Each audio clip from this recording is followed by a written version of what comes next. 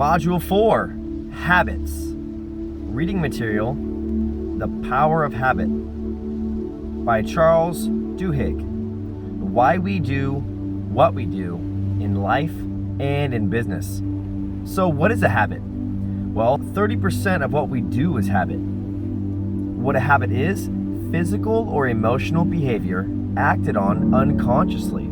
It's a direct result of a craving.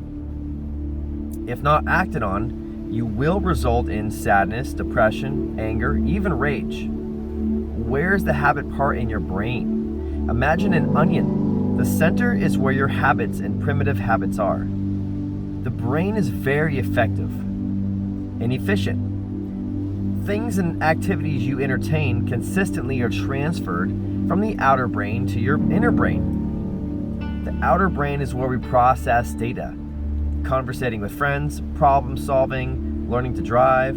Your brain recognizes the behavioral patterns, and over time they're stored in a designated part in your brain called the basal ganglia. So if we know and recognize how habits form, we can change them. An example, let's say you're at a party and somebody orders fast food. You eat it because it's just so easy and available. It's an instant reward. You may only do this once in a while. Maybe it turns into once a week. Your brain notices.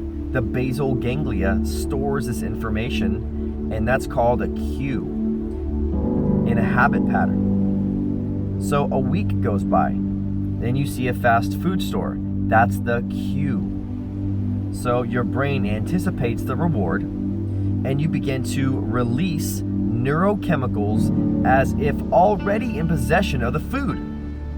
This is known as a craving. Think of a gambler.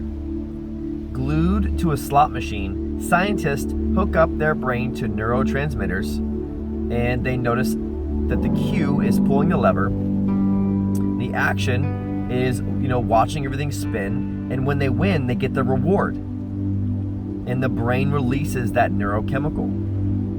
The casino knows how to trick your brain, though. They align the almost win. This is interestingly enough, actually. Your brain still releases the neurochemical as if a win. So how can we trick the brain in our favor? Obviously, I'm sitting here and the train is blocking the passage for my trek home. But see, a lot of cars turned around, but not me. I'm going to use every opportunity that life gives me to progress in life. See, this isn't just a mere coincidence. There's no coincidence in life. I was at the airport earlier and I was like, man, I'm going to film. And I did it. Why didn't I? I don't know. Maybe I would have gotten home and not filmed either. But here we are at this train. And this train is stopped. A lot of people are turning around because they're in a hurry. They're trying to get there. They're in the alpha brainwave frequency, but I am not. I am in the theta brainwave frequency. How can I use this to my advantage? So we're here talking about habits, what habits are, and how to use them to our advantage. So what habit would you like to form in your life? Maybe you want to work out. Maybe do you want to, eat healthy, lose weight, gain muscle, stop smoking, stop sitting on the couch and being lazy? There's just a bunch of things that we could do, but let's just pick one and focus on it. Your challenge for today is this. I want you to write about what your habit is, the one habit you want to change. Write what happens right before you do the thing you do.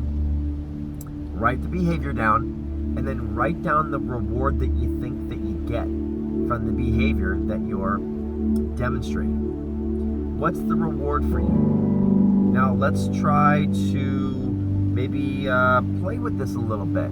You could change the routine and you can still get a reward. But let's say that you want to work out as a habit, right? But you can't seem to wake up early. Here the train goes right now. So here it is. You wake up early, you go to the gym, and you get yourself something really nice, like a smoothie afterwards. And what you do, you start to think about that smoothie over and over again. You think how good it is. And then after a while, your basal ganglia stores the information, and you start to crave that smoothie. Instead of hitting that snooze button, you start to crave the smoothie, and a new habit is formed, ladies and gentlemen. Now, before this train goes by, let me see if I can talk about the pain-pleasure principle. See, we do things out of pleasure, and we avoid things out of pain. So what you have to do is just simply flip them. So, I'm going to move up a little bit while I talk to you. So we have to do more things that, So basically this, we have to think of some things that instead of avoiding, why would you want to go toward this new behavior of working out, of getting up early? What's some massive pleasure that you can get from waking up early? How would this affect your life as a father, a mother, a friend? How would waking up early affect you in your life positively? What are some massive benefits of waking up early? I'm sure that you can think of a whole bunch. What is some major pain points in your life from sleeping in? Write them all down. Spend some time on this one. Write them all down. And I want you to think about how they're affecting your life negatively, and then get yourself into a state where you don't want to cause pain in your life anymore, and you want to go toward the pleasure. All right. Okay, so here goes the train.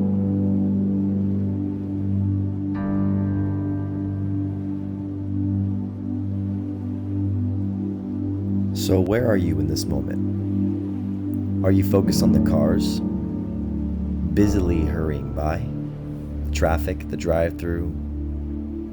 Or are you focused on that beautiful sunset? Check out that time lapse. It'll take you hours of sitting here, but I condensed it for you. This happens every day. How many times do we sit and just notice the sun going down? The beautiful colors that surround the galaxy, and the stars that come up every night. What constellations are above you tonight, this month, next month? Do we have this planetary awareness of where you are?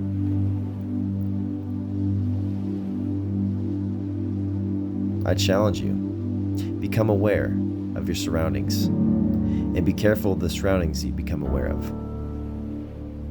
Have an awesome rest of your day or night. I'll see you in the next one.